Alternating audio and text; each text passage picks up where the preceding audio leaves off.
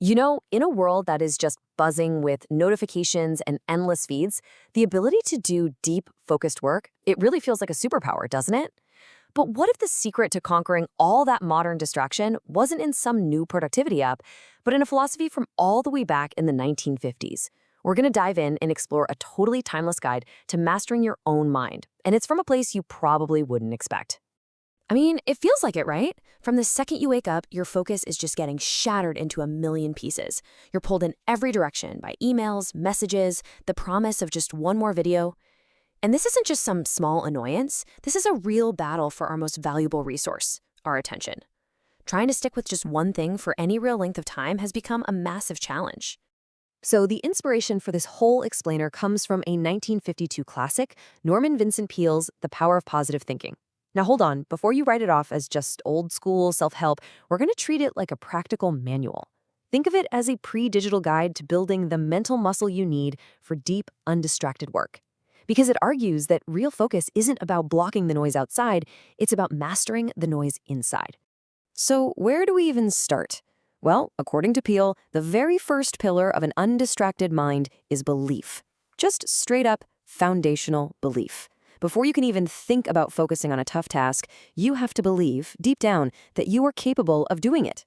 If you don't have that, well, you're already distracted before you even sit down. What's so powerful about this is how it reframes that lack of confidence. It's not just a bad feeling. It's an active internal distraction. That nagging little voice in your head, that feeling of inadequacy, what we call imposter syndrome today, that is barrier number one. It hijacks your attention and just sucks away all the mental energy you need to actually do the work.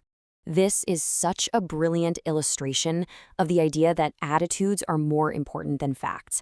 Peale tells this story about a 52-year-old guy who was just completely defeated. His reality, in his mind, was that he had nothing left.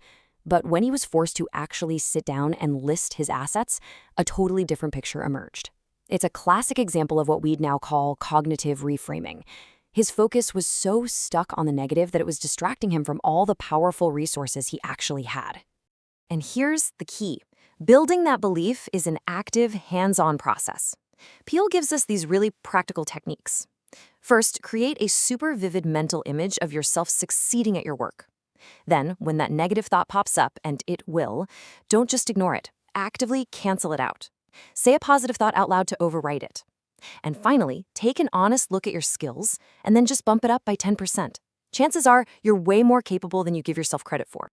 Okay, so once you believe you can do the work, what's next? Well, you have to create the right mental space for it. And that means learning how to quiet that constant inner chatter, all the anxieties, the frustrations, the regrets that keep pulling your focus away from what's right in front of you. This quote just nails the two states we can exist in, right? A mind that's jammed full of trouble, worrying about yesterday, stressing about tomorrow, that mind just cannot settle into deep work. It's impossible. But a mind full of peace, that has the stillness, the clarity you need to actually be powerful and focused. The real question is, how do we get there? The first step is what Peale calls mind emptying. And this isn't just wishful thinking. It's a conscious exercise. You have to actively identify and mentally throw out all the negative stuff that's taking up prime real estate in your head. Think of it like a mental decluttering, like clearing off your desk before you start a big project. You're making room to focus. And this part is so important. An empty mind is like a vacuum. If you just kick out all the negative thoughts, those old, familiar worries are just going to rush right back in to fill the void. You have to be intentional about what you refill your mind with. You have to immediately plant new, positive, creative thoughts in that freshly cleared soil. So how do you do that? Well, here are some really practical ways. You can actively bring up peaceful images from your memory, a quiet beach, maybe a forest path. Or you can slowly repeat words that just feel calm. Peale suggests tranquility and notes that even the sound of the word is soothing. And he is a huge advocate for getting at least 15 minutes of total, intentional silence every single day, just to let your mind settle down and find its rhythm again. Okay, you've got the self-belief, you've got a quiet mind. But deep work takes stamina, right? It takes energy. So our third pillar is all about the fuel for sustained focus, this idea of a constant flow of mental and emotional energy. And this is not about drinking more coffee, it's about plugging your energy leaks. Peel tells this amazing story about a speaker who claimed he hadn't felt tired in 30 years. 30 years! And his secret? He believed he had connected to some kind of divine power source that gave him limitless energy.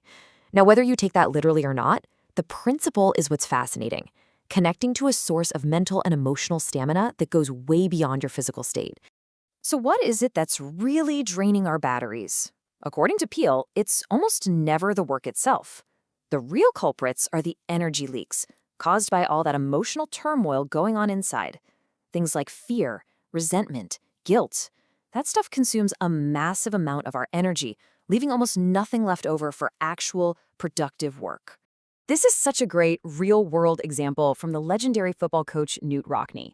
And look, he wasn't talking about morals here, he was talking about winning games. He knew that a player who was all consumed by a negative emotion like hate just couldn't access his peak energy. That emotional baggage was literally blocking his power on the field. It's the exact same for our mental performance at our desks. And this brings us to the final pillar, which is where we bring it all together.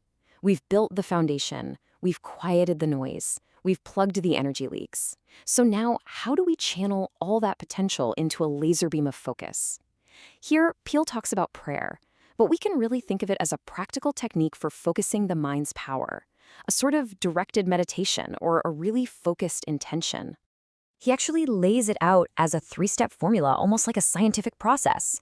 First, prayerize, which means constantly keeping your goal at the front of your mind. Make it the central theme of your thoughts. Second, picturize.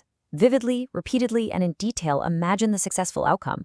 And finally, actualize, where this combination of focused thought plus faith plus good old-fashioned hard work tends to turn that mental image into a real thing. Now here's where it gets really interesting for productivity. Peel tells a story about 4 executives who would start their idea sessions with a period of total silence. They weren't doing it to be pious. It was a technique.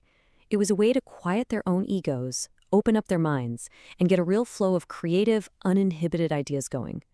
I mean, that's something any team would want today, right? To make this idea really practical, Peel brings up this concept from a guy named Frank Loback. The idea is to walk down the street and actively shoot thoughts of goodwill at people you pass. Now, this isn't really about them. It's a training exercise for you. It's like a mental push-up. It turns you from a passive observer into an active director of your own mental energy. And that sharpens your ability to focus on command. So when you boil it all down, the big takeaway is this. This 1950s approach to focus wasn't about noise-canceling headphones or website blockers. It was a complete inside-out job. The lesson is that real, sustainable, deep focus comes from building a stronger inner citadel, one that's founded on solid self-belief, a peaceful mind, and a constant, well-managed supply of energy. Which really just leaves us with this one question. Think about it. We maintain our cars, our computers, our phones so carefully. But what if we applied that same level of intention to our own minds? Based on everything we've talked about, what's one small thing you could do tomorrow morning to start maintaining that tool and building that inner citadel for yourself?